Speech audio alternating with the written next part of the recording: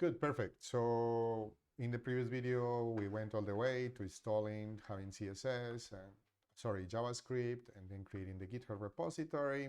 So the next thing will be just creating the README. I was just trying to restore the camera. And then for the README, you can either create it in here or in the other side. So let's go and put the README here. Actually, this could be like a good example. And by the way, the README should, like, usually it could be just README or it could be readme.md.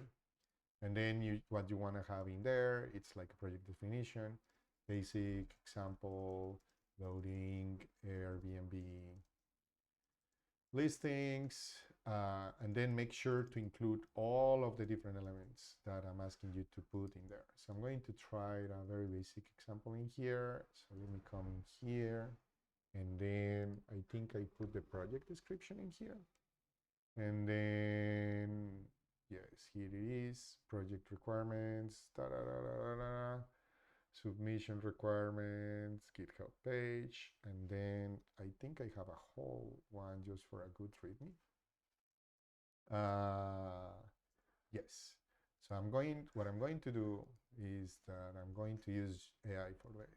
So I'm going to tell it, as usual, I do things like, I wonder if this will work. I want you to think as a full stack engineer with a lot of experience in JavaScript, and help me create a README file for this project, which is just a simple example on how to load Airbnb listings using JavaScript. And you can follow this guide that I'm providing from my class.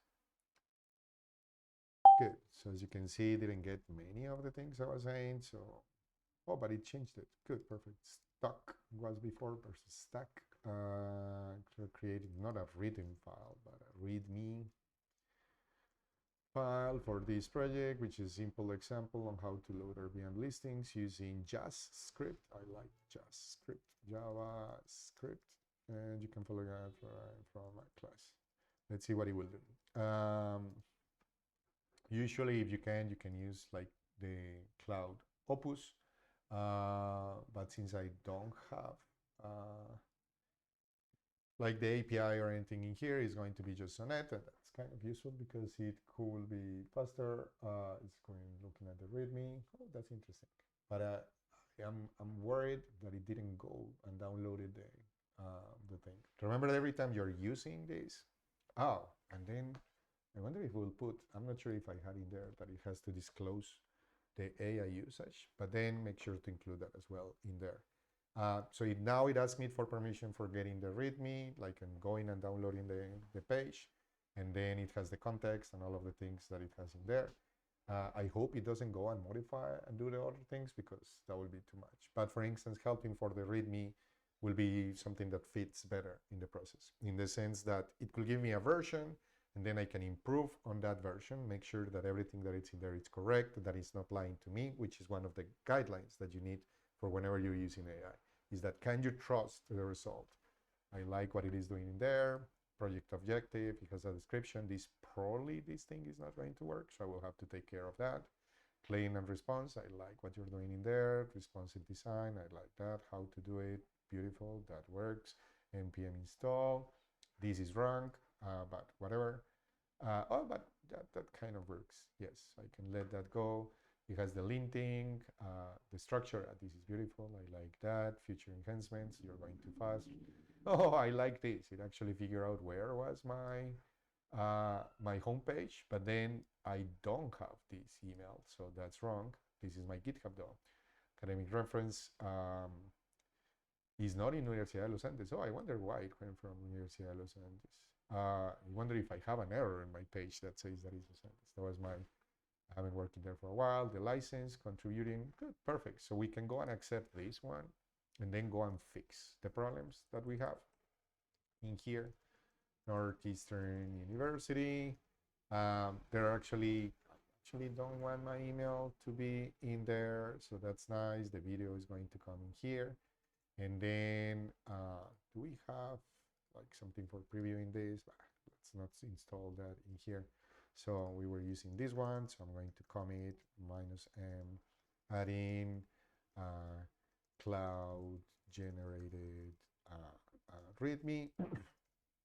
And then, you know what I'm going to do is that since the policy for the class,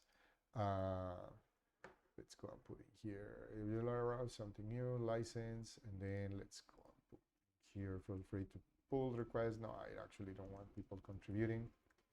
So AI usage. So I'm going to say this README was generated using GitHub, Copilot, and Cloud Sonnet 4. Okay, and then I can put this one here and prompt to prompt, and then do it like this, so it will look like something different. And then yes, so 222, I can just go and put the push for that. And finally, if I come here, take a look at that. Come on, what? Nope. Did I miss something?